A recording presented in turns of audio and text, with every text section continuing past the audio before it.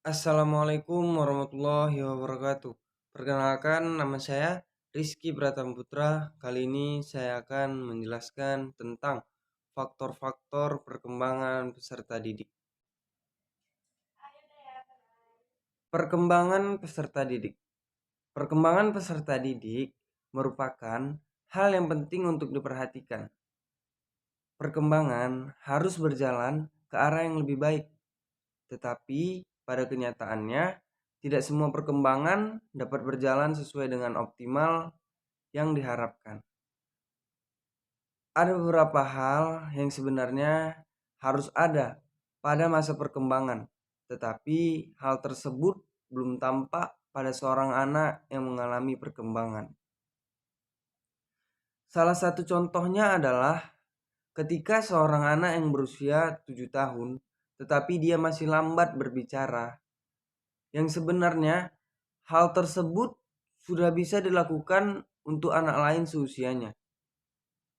Hal ini disebabkan oleh beberapa faktor, sehingga sedikit mengenai faktor apa saja yang mempengaruhi perkembangan anak. Hal pertama yang perlu dipahami adalah bahwa perkembangan tiap individu itu tidak sama. Hal ini sangat dipengaruhi oleh beberapa faktor. Secara garis besar, faktor dapat dibedakan menjadi 3 faktor, yaitu yang pertama, faktor yang berasal dari dalam diri. 2, faktor yang berasal dari luar diri. Dan yang ketiga ialah faktor umum. Berikut saya akan menjelaskan beberapa faktor tersebut.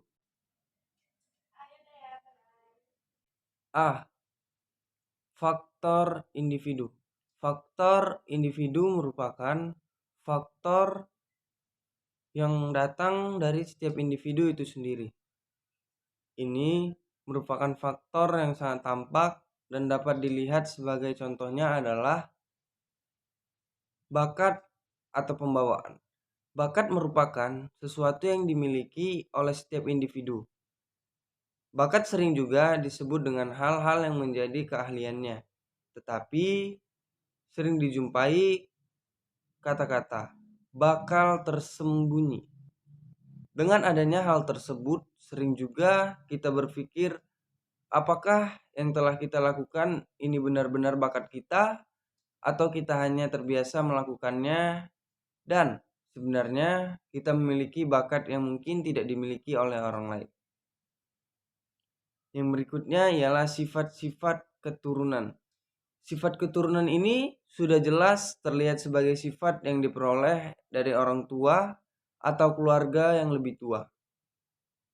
Sifat keturunan ini merupakan sifat identik yang dimiliki ketika seorang dalam suatu hubungan keluarga.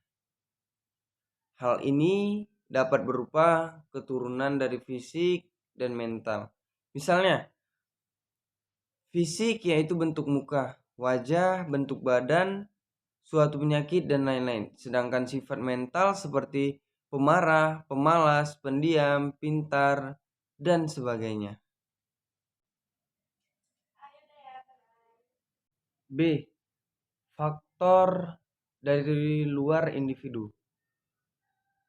Faktor dari luar individu merupakan faktor yang berasal dari luar seperti lingkungan dan keluarga, kebudayaan, ekonomi, iklim, dan lain-lain. Dan yang ketiga ialah faktor umum. Faktor umum ini merupakan gabungan antara faktor dari dalam dan dari luar. Contohnya adalah inteligensi, jenis kelamin, kesehatan, dan ras. Baik, itulah tadi tentang beberapa faktor yang mempengaruhi perkembangan peserta didik. Untuk lebih dan kurangnya, saya mohon maaf. Assalamualaikum warahmatullahi wabarakatuh.